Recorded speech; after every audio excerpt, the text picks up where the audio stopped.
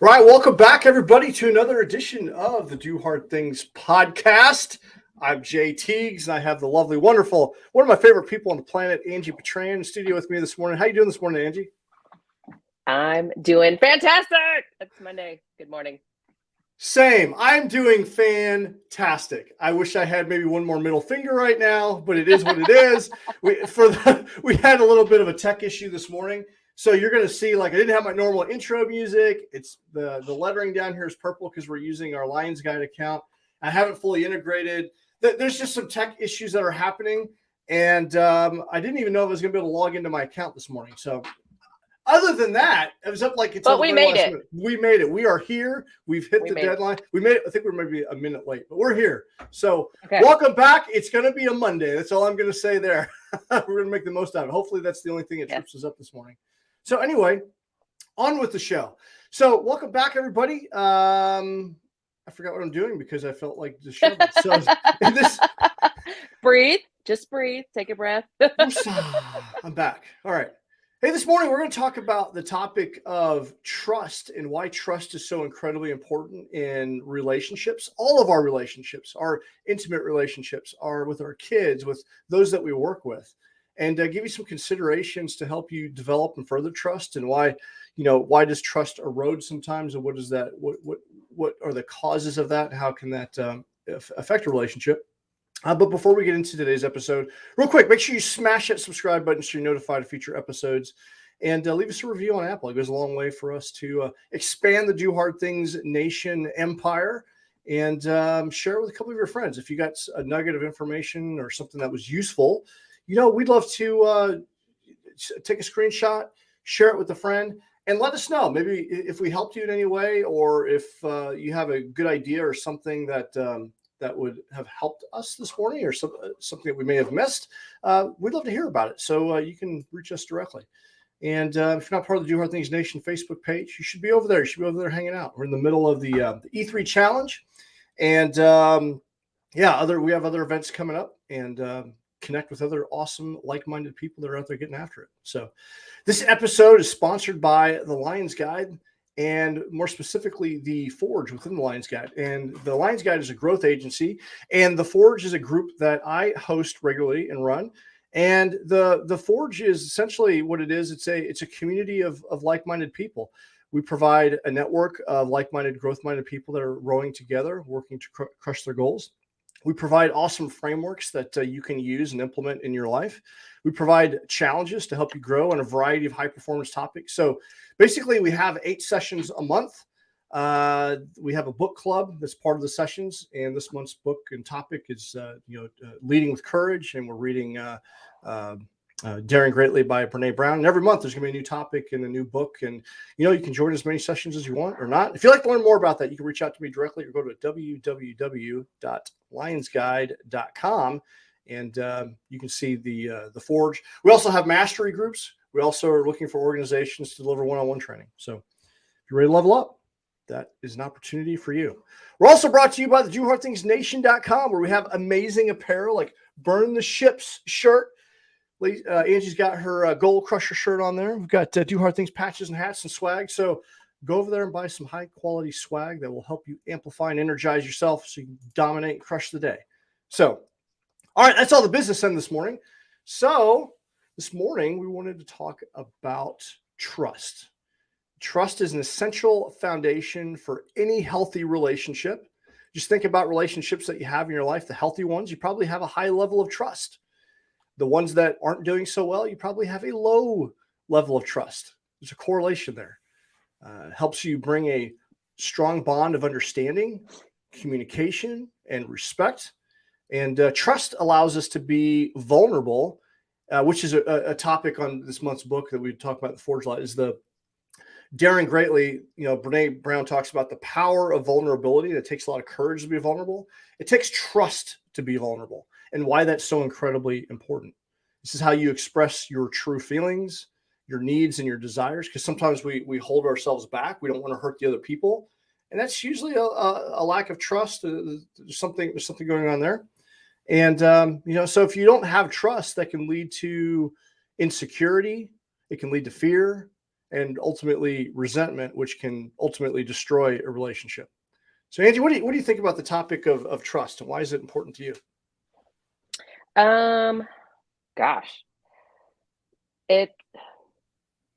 So I know we're talking about the topic of trust, but also it, on that tied into that is we were talking about and I was listening to the book, and she talks about shame being tied into trust Hmm. and um, not being able to be vulnerable.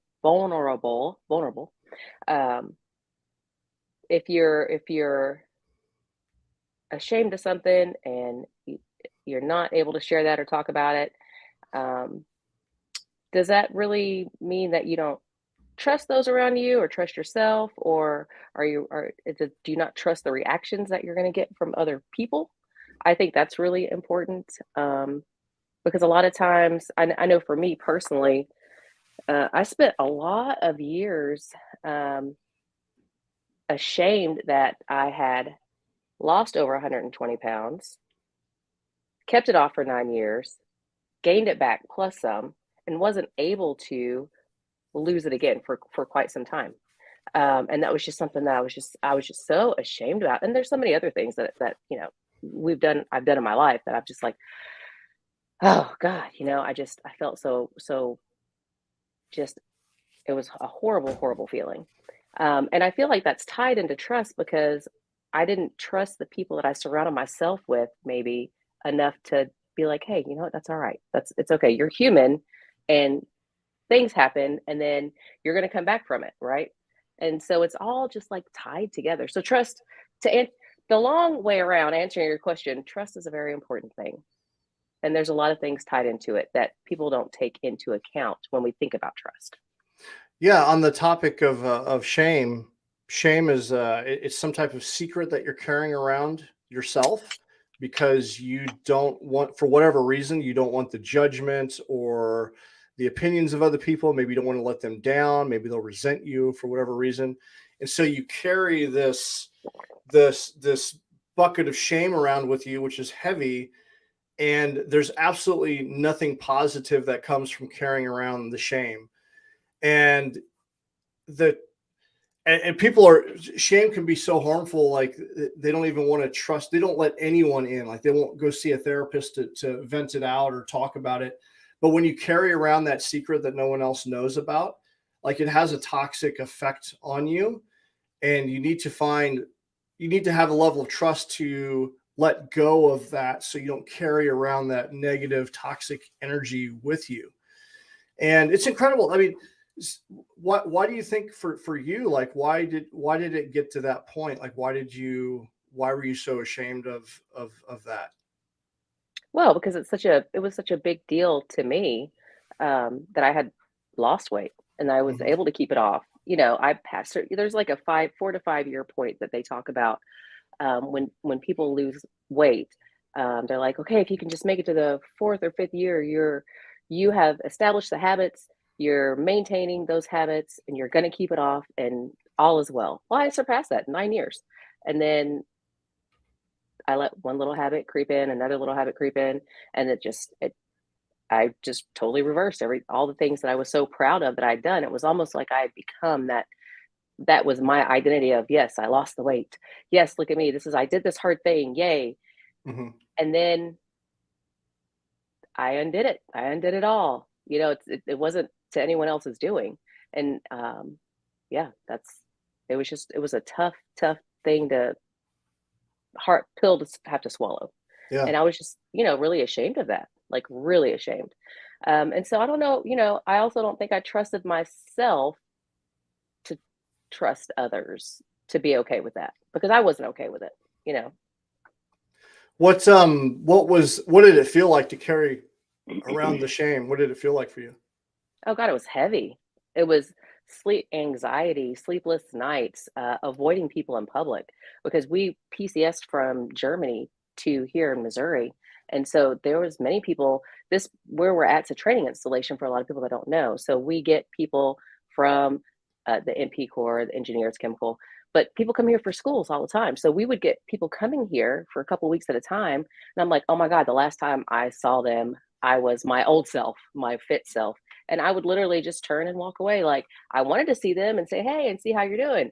But in my back of my mind, I'm like, okay, all they're going to do is just judge me, which was really me judging myself. Mm, I didn't even give them a chance to say, hey, how's it going? I liked you for your personality. Oh shit, what happened? Okay, things happen. I'm sure you're going to get back on track. How's life? Which is what most decent humans would do. They'd be like, oh, hey, whoa, all right, this is what's going on now. But, I still love you. You know what I mean? It was just like I completely severed relationships. Yeah, it was a very heavy burden. mm. It just made me think about I just really watched recently watched the movie The Whale. Have you seen it with Mm-mm, Brendan Fraser? no. It's about someone that became basically morbidly obese, and I don't want to ruin the movie, but the bottom line is that one of the things in the movie is like he's an instructor, like a college instructor online, Hmm. and he doesn't even show his face because he's so Hmm. ashamed of what he. So to your point, like I couldn't imagine like seeing someone and then being so ashamed that you didn't even want to make eye contact with them because it was that Hmm. badly. Like that could not have felt good at all. No. And Mm-mm. so to carry that around, I know for me personally, I think some of the shame, I recall when it was time for, I've been divorced, and the shame that I failed, my kids and my relationship, like I carried around a lot of shame for a long time, and it was a very heavy burden. I didn't want to talk about it. What was the catalyst for you that enabled you? I mean, now you're openly talking about it to whomever's listening, because we're listening and we've Yeah. got people watching. Yeah. Good morning, everybody. And now here we're out in the open. We're throwing it out there. Right. What was the change for you? Well, I s- had to work on not caring what other people thought and Hmm. caring more about what I thought. And so there was this internal shift that I had to make, because my whole life I've always cared, or I always cared what other people thought. I went through all these different stages of being a people pleaser, being wanting to make everybody happy, Hmm. but at the same time keeping up walls, keeping people out, appearing tough to not let people in. Um, and so I had to come to a point where one day I woke up and I'm like, I don't, what are you doing? Why do you care so much what everybody thinks? There's only a handful of people in this world you should care about, what they think. And that's really, those closest to me. And that was Rudy and Dion, my husband, my son, my mom, my cousin, those people, everyone else, it doesn't matter. It doesn't matter. And then I had to work on what I thought about myself, and which meant I had to really unpack a lot of things and um, do a lot of self reflection and self work. And once I could really love myself for who I was, no matter what I look like on the outside, who I was on the inside, I truly stopped caring what everyone else thought. Period. Point. I mean, it just happened, and then I'm like, oh my god, why? I wish I would have done this in high school. Life would have been so much easier.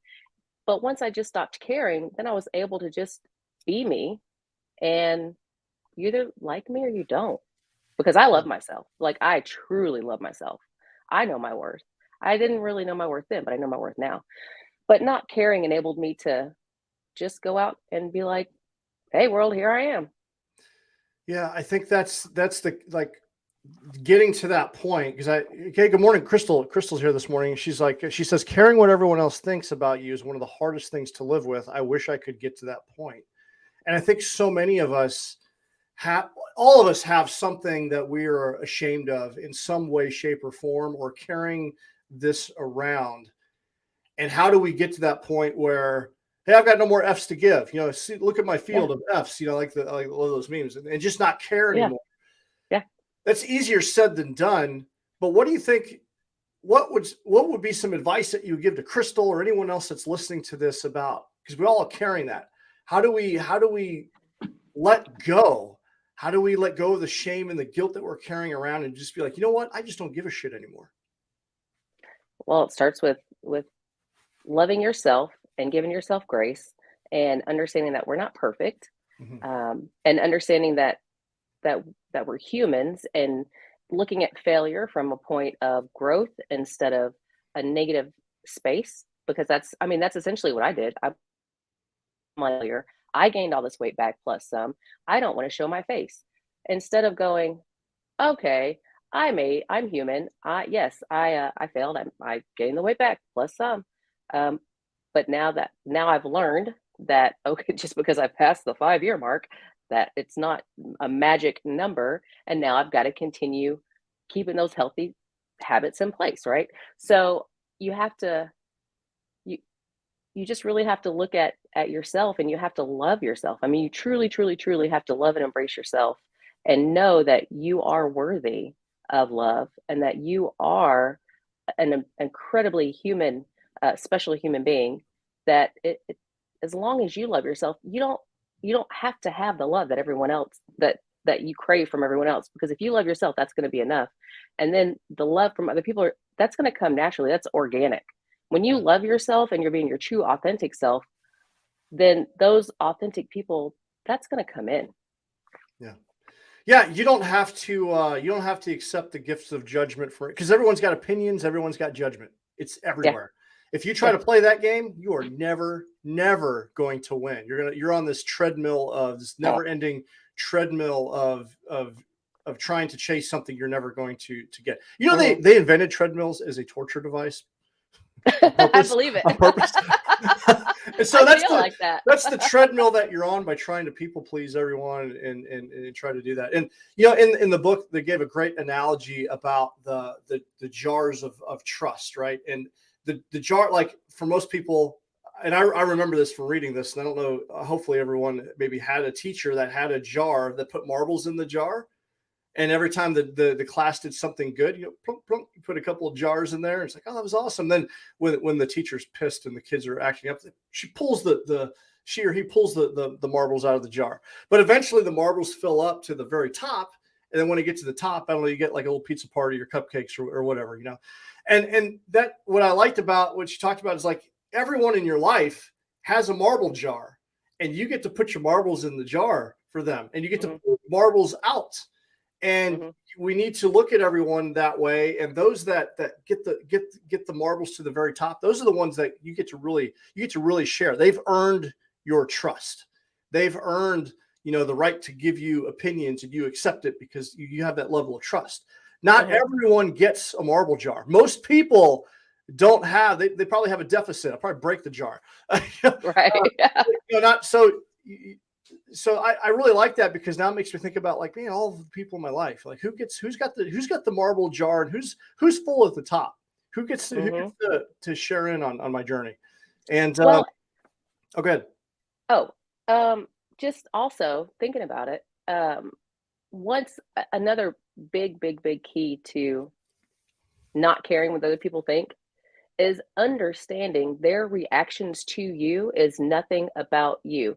Granted, unless you walk up to somebody and you're like, you're stupid, right? But on the whole, everyone else's reaction to you is a reflection of how they feel about themselves. And if you can understand that, right? It's just like when we interact in public. I was scrolling Facebook the other day, and there was some lady here locally who was just lashing out at a 17-year-old fast food worker for making a mistake.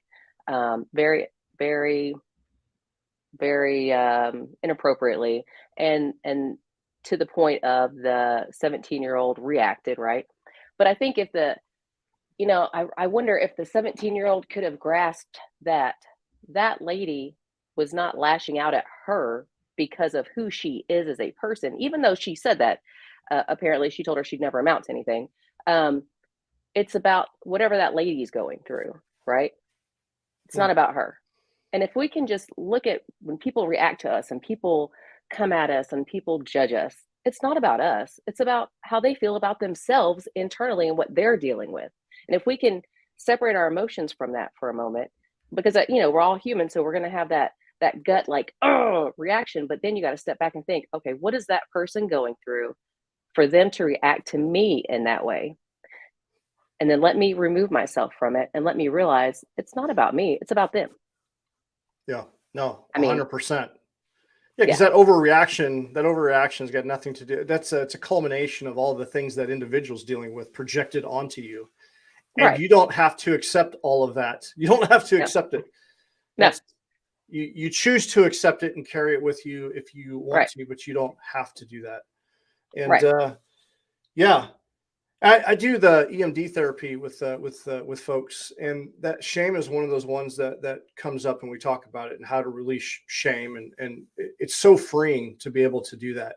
And the statistics show that by carrying around the shame, like there's nothing, it's toxic and it eats at you in so many ways. It will erode your ability to have any form of like deep, meaningful happiness.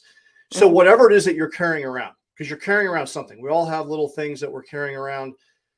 Go speak to someone about it, even if it's a therapist that you can get, the trust and the confidentiality, and get it off your chest. Get rid of the shame and burden that you're carrying around, because it is so toxic to you, and work through it. Do the work. Doing hard things means, you know, rolling up your sleeves and acknowledging the fact that you've got something going on and you're going to go in and take care of it. You can post all the platitudes you want. You can go join some happy Facebook group or whatever. But rolling up your sleeves and doing the work means getting vulnerable with a group of people, whether it be like in a mastermind group like the Fours, or getting into therapy and working on the issues, because it is, what is it costing you? What is it costing you? Because it's costing you something. It's probably costing a lot of great friendships and relationships. That's what I would say. Yeah. Yeah. And, if you can't love yourself, I mean, and I'm not saying that's easy to do. I know Yeah. it's taken me a long time, but it starts with loving yourself, Yes.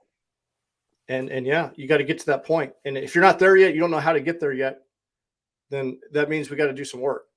And Yeah. and It's, that might, yeah. It's not easy. It doesn't happen overnight, but you can do it. I mean, I know you can do it. I did it, and it took me a long time. It took a very long time, but I yeah, consistently put in the work to do it, yeah. and I don't regret it one bit at all. I And remember having, oh, go ahead. let's just say, I remember having a moment with my pastor, because I needed to get some things off my chest about it, and I remember seeking him out in the middle of the day. I just broke down like in tears, like just bawling, just telling my story. And I felt so ashamed. But even from a spiritual perspective, he just reminded me of God's love. And because I was able to tell someone that I held in such high reverence, like, it just made me feel so much better just to unpack that Hmm. rucksack that I've been carrying around with me. And it was like that moment. I felt so much freer just by being able to tell someone, and let them know, and work on it from there. Yeah, But it we're making a mountain out of a molehill. We're carrying that mountain with us. absolutely. Yeah, let's So, get that. Let's take care of that. all right. So if you're out there, you got something like that, hey, go work on it. Go work on yourself. Figure that Hmm. stuff out. And because you're carrying around and it's costing you more than you realize. That's So, right.